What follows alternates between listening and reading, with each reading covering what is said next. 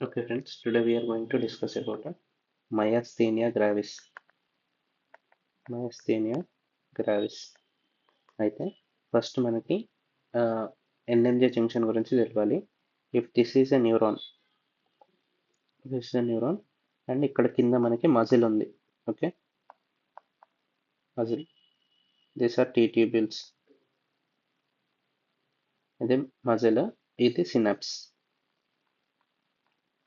Okay, ఇప్పుడు నార్మల్గా మనకి యాక్షన్ పొటెన్షియల్ అనేది వస్తుంది నర్వ్ ఎండ్ దగ్గర.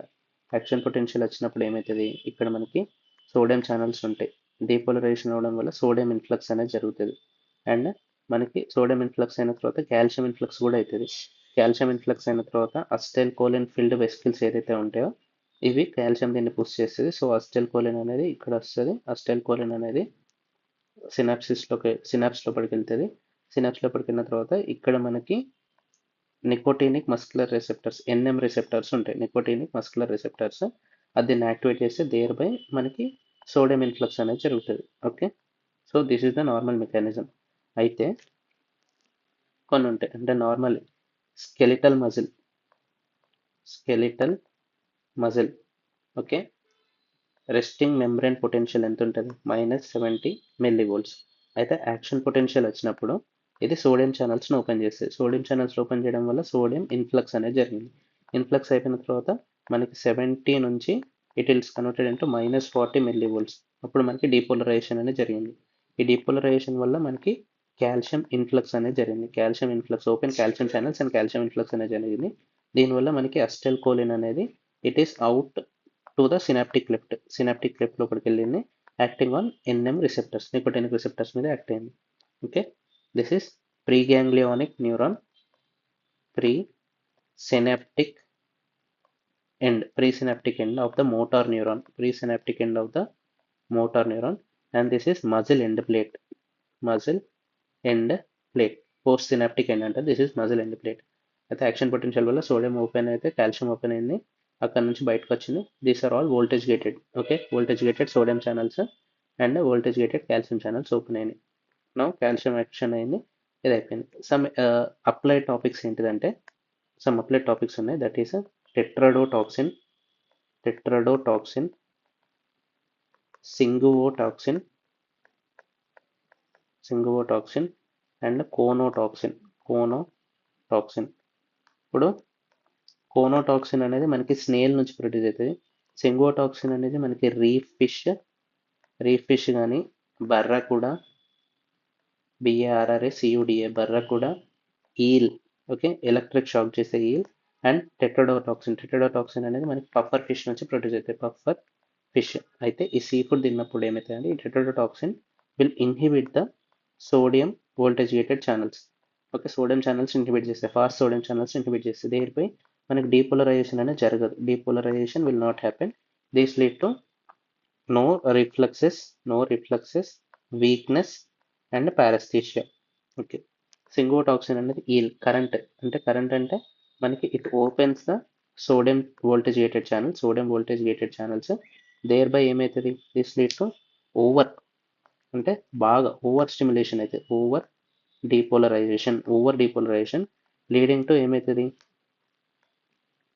First peri oral numbness and temperature we can't find. అంటే హాట్ ఉన్నది మనకి కోల్డ్ లెక్క కనిపిస్తుంది, కోల్డ్ ఉన్నది మనకి హాట్ లెక్క కనిపిస్తుంది. Okay, this is called as temperature difference. Now coming to సివిఎస్లో ఏమవుతుంది, వీ విల్ గెట్ బ్రాడికార్డియా, అంటే హార్ట్ రేట్ తక్కువైపోతుంది, బీపీ తక్కువైతుంది, hypotension and causes heart block. This are all related to ciguatoxin. నా కోనోటాక్సిన్ అనేది స్నేల్ ప్రొడ్యూస్ చేస్తుంది. ఇదేంటిది, this blocks calcium ఛానల్ని బ్లాక్ చేస్తుంది. దేర్ బై మనకి muscle weakness and paralysis. Okay, ఇది applied. Now coming to what is mean by myasthenia gravis and myasthenia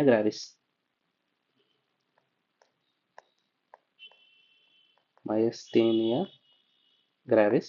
ఇంకొకటి Lambert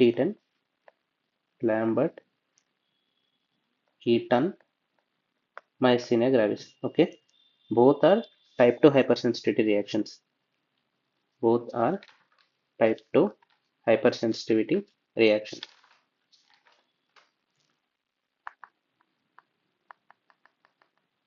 type 2 hypersensitivity reaction అంటే మనకి యాంటీబాడీస్ ఉంటాయి, IgM or IgG antibodies.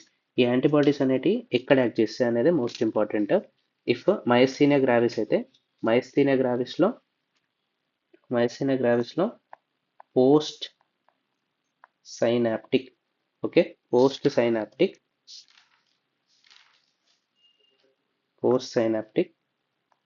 NM receptors, postsynaptic nicotinic receptors, that ACH receptors అని కూడా అంటారు. Postsynaptic ACH receptors మీద IgM or IgG antibodies అనేది act చేస్తాయి. ఓకే, ఆటో యాంటీబాడీస్ అంటారు. These are autoantibodies against postsynaptic NM receptors. Now coming to lambertitin myasthenia gravis ఏంటంటే presynaptic calcium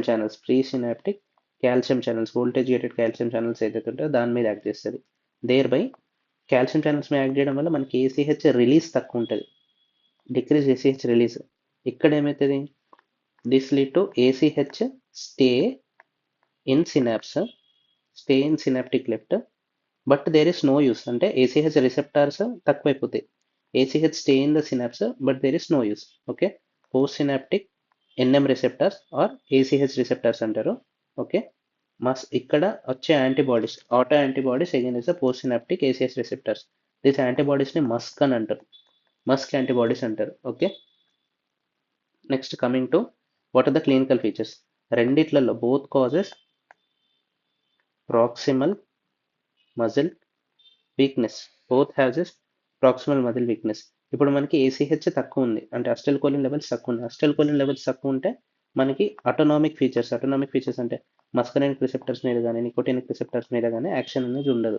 so నార్మల్గా M3 దగ్గర if ACH acting on muscarinic receptors ఏమవుతుంది, peristalsis అవుతుంది. Next peristalsis అయితే మనకి motion free అవుతుంది, but ఇక్కడ కాన్స్టిపేషన్ అవుతుంది, సలైవేషన్, లాక్రిమేషన్ ఇవి ఏం కాదు. సో ACH అనేది తక్కువ ఉంది. These lead to autonomic symptoms such as dry mouth, constipation, impotence, okay, and reflexes కూడా తక్కువైపోతుంది. But here reflexes are spared. This is most important point. Reflexes are spared in myasthenia gravis. And ఇక్కడ proximal muscle weakness వచ్చింది. ఇంకెక్కడెక్కడ weakness వస్తాయి, ఇక్కడ associated with fatty eyes ఏదైతే ఉంటాయో ptosis and diplopia. Next coming with chewing కూడా weakness in chewing. Next coming to swallowing అంటే dysphagia, okay, bulbar dysphagia. And next respiratory muscles కూడా weak అయిపోతాయి, lead to dyspnoea, dysphagia, weakness in chewing, ptosis, diplopia, ఇవన్నీ ఉంటాయి. Now one most applied point, if ఒకవేళ use కానీ అంటే ఏదైనా work అంటే ఇప్పుడు తనంతట తాను వాలంటరీగా ఏమైనా వర్క్ చేయాలనుకుంటే ఇంప్రూవ్స్ విత్ యూస్. అంటే లాంబర్టిటన్ మయస్థీనియా గ్రావిస్లో మనకి ఇంప్రూవ్స్ విత్ యూజ్, అదే మయస్థీనియా గ్రావిస్లో it will worsen with use, ఇక్కడ improves with use. Now coming to associations ఏంటిదంటే లాంబర్టిటన్ మయస్థీనియా గ్రావిస్ అసోసియేషన్స్ ఏంటంటే స్మాల్ సెల్ లంగ్ క్యాన్సర్ అనేది it is association of Lambert Eaton myasthenia gravis which is the paraneoplastic syndrome of small cell lung cancer. Paraneoplastic syndrome అనేది this thing Lambert Eaton myasthenia gravis. And ఇక్కడ కూడా thymoma కానీ thymus tumours, thymoma or thymic hyperplasia or tumour of the thymus gland, thymoma, వీటి వల్ల it is associated with myasthenia గ్రావిస్కి. Now what is the treatment ఏంటిదంటే ఇక్కడ ఏం కావాలి, ఇక్కడ అసిటైల్కోలిన్ లెవెల్స్ అంటే acetylcholine is not a problem, acetylcholine levels ఉంటాయి, but acetylcholine acting on the receptors ఏదైతే ఉన్నాయో ఈ రిసెప్టర్స్ అనేటివి లేవు. సో మనం ఇక్కడ ట్రీట్మెంట్ ఇచ్చినా కానీ ఎక్కువ యూజ్ ఉండదు. So what is the minimal effect we can do?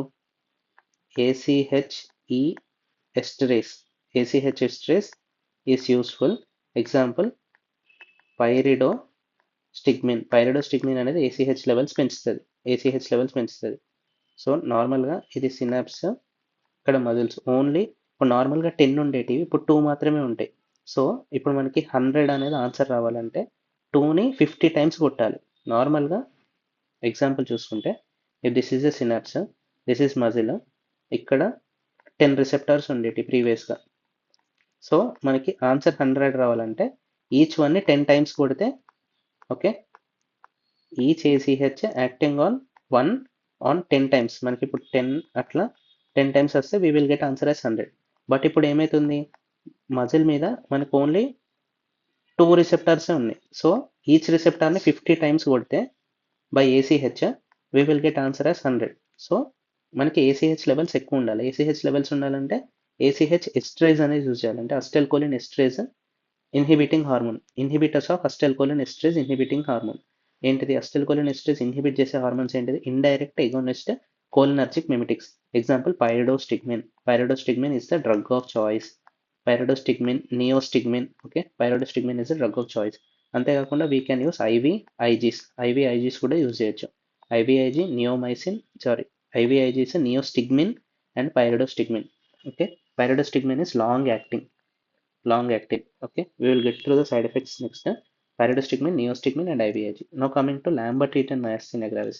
Lambert-Eaton myasthenia gravis లో ఏంటిదంటే అస్టైల్ కోలిన్ ఎస్ట్రేజ్ ఇక్కడ ఇస్తే ఇట్ ఈస్ నాట్ యూస్ఫుల్, అంటే not useful or minimal improvement in the symptoms. ఇక్కడ ప్రాబ్లం ఏంటిదంటే acetylcholine receptors are normal, but acetylcholine release అనేది కాదు. Okay, normally calcium అంటే ఇక్కడ కాల్షియం ఇన్ఫ్లక్స్ అయితేనే మనకి అస్టైల్ కోలిన్ బయటకు వస్తుంది. అస్టైల్ కోలిన్ బయటకు వస్తేనే ఈ రిసెప్టర్స్ మీద యాక్షన్ అనేది జరుగుతుంది. సో అస్టైల్ కోలిన్ ఎస్ట్రేజ్ ఇస్తే, అస్టైల్ కోలిన్ ఎస్ట్రేజ్ దేనికి యూజ్ అవుతుంది? ఇఫ్ సినాప్స్లో అస్టైల్ కోలిన్ కనుక ఉంటే అస్టైల్ కోలిన్ ఎస్ట్రేజ్ని ఇన్హిబిట్ చేస్తే ఈ the acetylcholine which is left in the synapse can act on the NM receptors on the muscle. But ఇప్పుడు అస్టైల్ కోలినే అసలు రిలీజే కాకపోతే ఈ అస్టైల్ కోలిన్ ఎస్ట్రేజ్ ఇన్హిబిటర్స్ ఇచ్చినా ఇవ్వకుండా there is no use or minimal effect.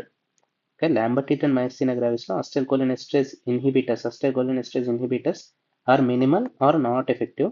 అదే acetyl choline esterase inhibitors in myasthenia gravis are useful.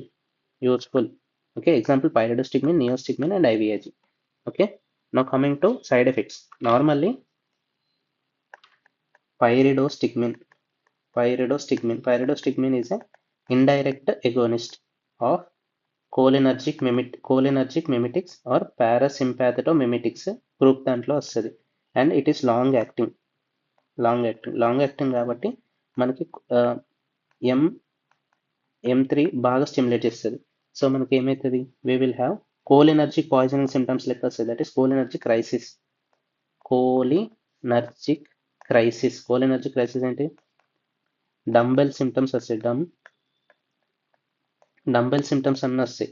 So to prevent this ఈ long action వల్ల మనకి సిమ్టమ్స్ వచ్చే ఛాన్స్ ఉంటాయి. So how can we prevent? Glycopyrrolate, which is an anti-cholinergic drug, or along with atropine or along with the glycopyrrolate, we have to give pyridostigmine to prevent the cholinergic crisis. Okay, and there are two terms. That is, what is the difference between cholinergic crisis and myasthenic crisis?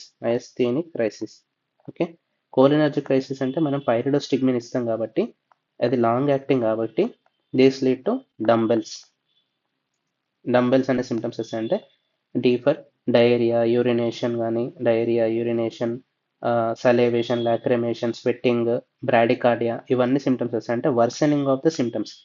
And myasthenic crisis ఏంటిదంటే normally we will explain with an example.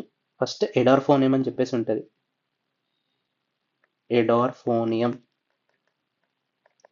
ఎడార్ఫోనియం is also a anti acetylcholine esterase, అంటే acetylcholine ఎస్ట్రేస్ని inhibit చేస్తుంది, thereby increasing ACH levels. Okay, edrophonium is short acting quaternary amine. Pyridostigmine అనేది long acting quaternary amine which is an indirect agonist. ఇది కూడా indirect ఎగోనిస్టే. So edrophonium ఏం చేస్తుంది, ACH values పెంచుతుంది. If we are dealing with patient with cholinergic crisis పేషెంట్కి మనం edrophonium కనిపిస్తే it will cause worsening of symptoms. అదే ఎడార్ఫోనియం కనుక పేషెంట్ ఆఫ్ మయస్థీనియా గ్రావిస్ పేషెంట్కి కనిపిస్తే ఎడార్ఫోనియం కనిపిస్తే ఇంప్రూవ్మెంట్ ఆఫ్ సిమ్టమ్స్, ఎందుకంటే అస్టైల్కోలిన్ అనేది పెంచుతుంది. Improvement of symptoms, transient improvements of the symptoms. So this is called as edrophonium stimulation test. Edrophonium ఇచ్చిన తర్వాత పేషెంట్ సిమ్టమ్స్ అనేది వర్సన్ అయిందంటే patient is in cholinergic crisis అని అర్థం. ఎడార్ఫోనియం ఇచ్చిన తర్వాత పేషెంట్ సిమ్టమ్స్ అనేది ఇంప్రూవ్ అయిందంటే that is patient is in myasthenia gravis అని అర్థం. Okay, so myasthenic crisis